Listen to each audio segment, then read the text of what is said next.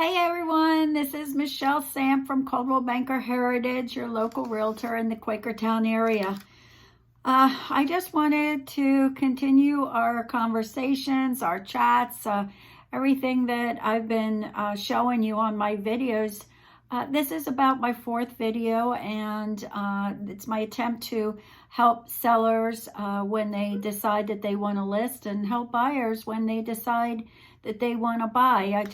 I just want everybody to be ready when the curtain rises. That's how I say it. Let's just rise this curtain and let's get off and running. So with that being said, my topic today is on closing costs, and when you're putting in an offer, and I guess this is mainly for the buyers, but I want them to be prepared, because I always think that there's a misunderstanding when a buyer finds out it's 100% financing, and when we're ready to put in the offer, they don't understand why they need money. And you do. You unfortunately, you still need money to purchase that home. So with that being said, I'd like to explain some of this to you. I'd like to start out by saying I am no way a mortgage lender. I am a realtor, and a mortgage lender will explain everything to you way better than I'm going to. I'm just going to summarize it.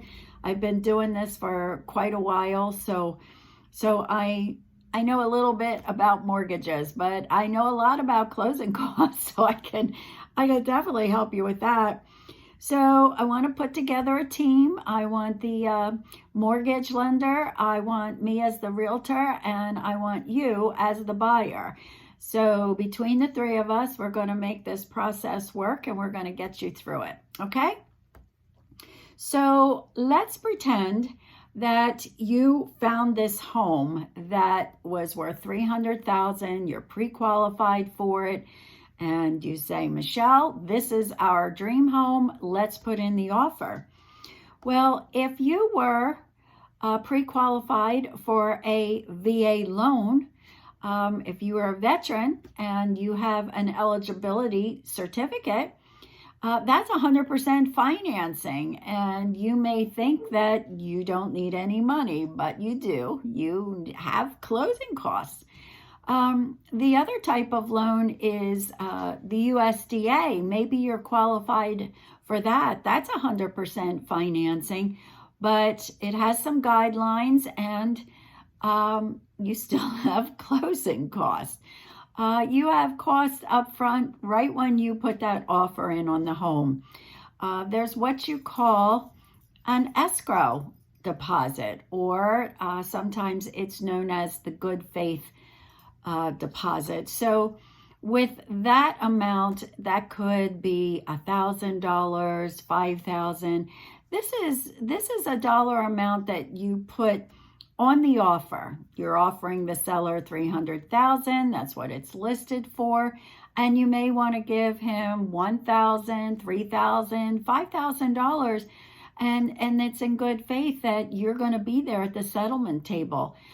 They don't want to take their home off the market without something down. Most likely anything you purchase, it's always something down to hold the merchandise, right? So in this case, the home is the merchandise. So, okay, so let's put down $3,000 on that $300,000 home. Hopefully that will be okay for the seller. So, all right, so now we have $3,000 that is out of your pocket that day. However, when you go to the settlement table, I just want you to know that that $3,000 didn't go to the seller. It went into an escrow account in your name that is put with the listing agency. That was tough. The listing agency creates this escrow account, and that's where your money is held until we go to settlement, and then it comes back to you as a credit. So I'm going to continue to explain. So all right, so you've gone by with the escrow amount, say $3,000.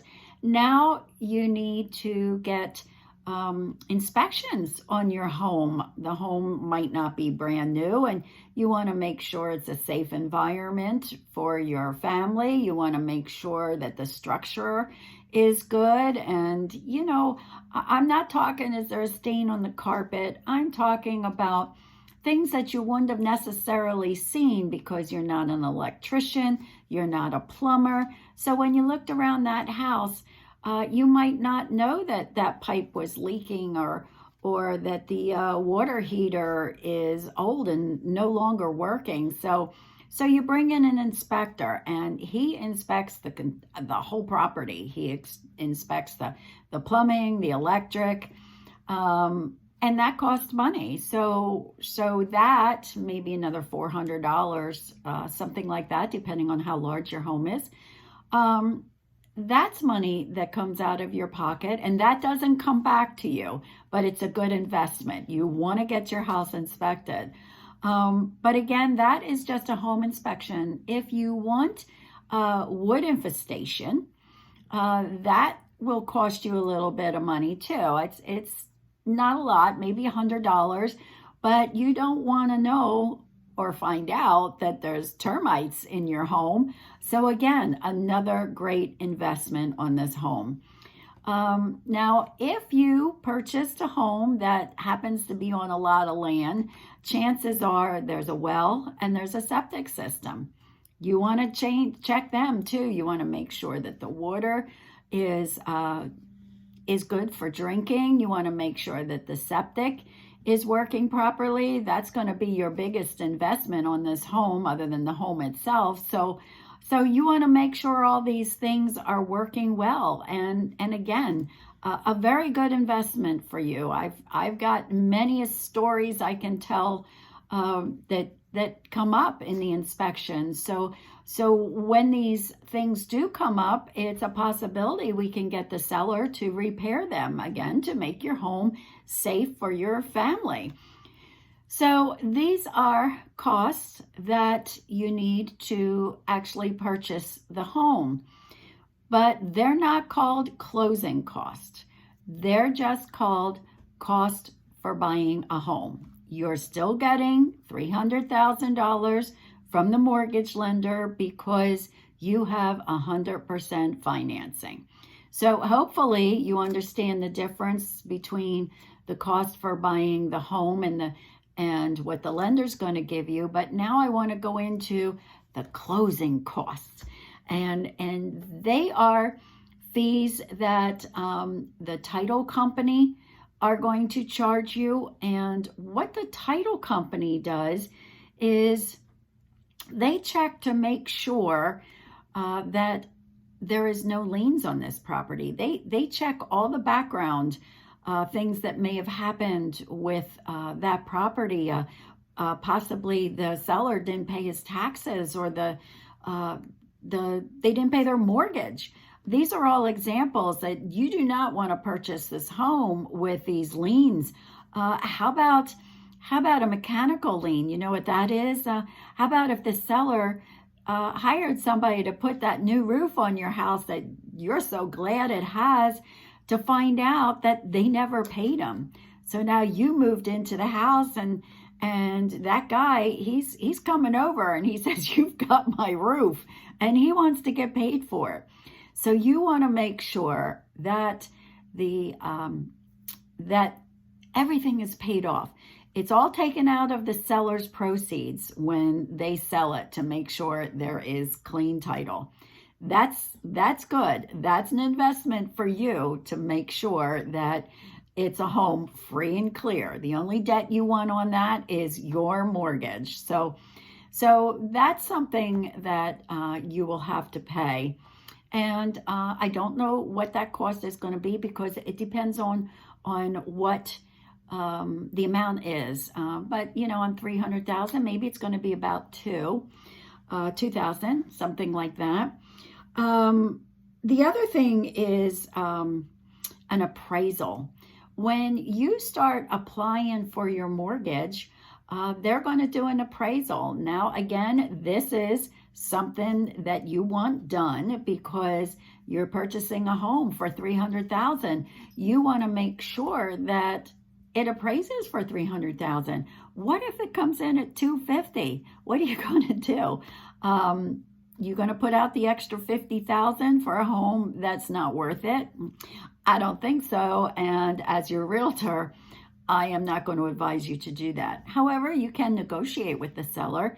Maybe he knew his price was a little too high and he's going to be accepting to the $250,000. Or you're going to walk away and you'll get your deposit money back.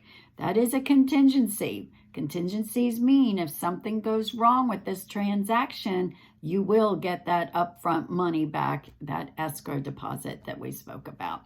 That doesn't go away. That will come back to you. So that is one of the important things for you as well. It's for your benefit. Another thing is transfer tax. I don't think I would say that this is for your benefit, but everybody has to pay taxes. All states are different. Pennsylvania has 2% transfer tax. So the transfer tax is 1% buyer on the cost of the home, $300,000 home, that's $3,000. And the seller pays 1%. So that at least gets split. So now you've got title cost, you've got the appraisal, and you've got the transfer tax. So mainly all the other closing costs, maybe smaller amounts like notaries and, things like that. What I gave you is the things that are upfront and cost the most. So they're the things to look out for. So again, I just want to recap again by letting you know 100% financing does not mean there are no closing costs. The lender can give you all the closing costs if you tell the lender that you're pre-qualified for $300,000 and you'd like to see what the closing costs are. He can do that for you. So before you purchase that home, you're going to know what it's going to cost you. But there is something else that I want to tell you, and this is the way that possibly you can ask the seller to help to pay those closing costs. Let's suppose the closing costs equal $10,000, and you only have $5,000. So how are you going to buy that home? Now the seller's looking to sell, so possibly you can ask the seller to help. This is called seller's assist. Write that down, seller's assist. It's commonly used for first-time home buyers when they didn't get any equity out of a home they already sold. First-time home buyers, they may ask. So, okay, so the seller's selling for $300,000. You've got $5,000, but you need $5,000 more. Let's ask the seller, would he be so kind as to take $5,000 of his proceeds and give it to you as a credit? Now you've got $10,000, but your offer to them is $295 because they just gave you $5,000. So it's really not $300,000. So they have to be accepting to getting a lower offer for that. However, you can offer $305,000. Now ask them for $5,000. They get the $300,000 that they wanted, and they will pass it over to you for a credit. So now this home will cost you $5,000, and sometimes it can get better than that. You know, if you find a home and the seller's anxious to sell and nobody's buying his home, and for different reasons, I always say every seller's got their own story. They might want to get down to Florida, within the next month, and you're just the one to help them get there. So anyway, that's kind of my topic for today. I hope that was helpful. It may have been a little hard for me to explain. I hope not. If you have more questions, please feel free to contact me. write them below. This is going to be on Facebook as well as on YouTube. So you can look up my channel. Again, it's Michelle Samp. I'm with Coldwell Banker Heritage in Quakertown. You can go to the Coldwell Banker Heritage website and look me up as an agent there and direct any kind of questions you may want to have or may have. It's important to know when, as I said, when this curtain goes up, if you're planning on buying a home, this is the first thing you want to do when you get out there. Let's do it. Let's get it done. You're all ready. You're going to know the facts. So I always like to end my videos with thanking the essential people.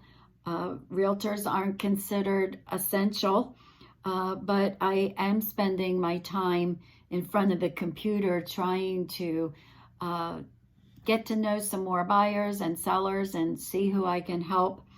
But for those of you that aren't sitting in front of a computer and you may be an essential, as I said, and you might be out there on the COVID line, you know, trying to help people and getting real close to them and possibly not seeing your families while you are out there in the hospitals and treating the patients that already have it.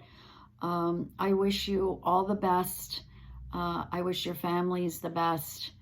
I would like to say I'm thinking about you. You are appreciated, and I hope you get back to your families real soon. For everybody, you try and make it a great day. I'm going to have a great day. I'm going grocery shopping now, so I will have my mask on. I hope you're wearing yours. So till next time, I hope to hear from you. I'll talk with you later. Bye-bye.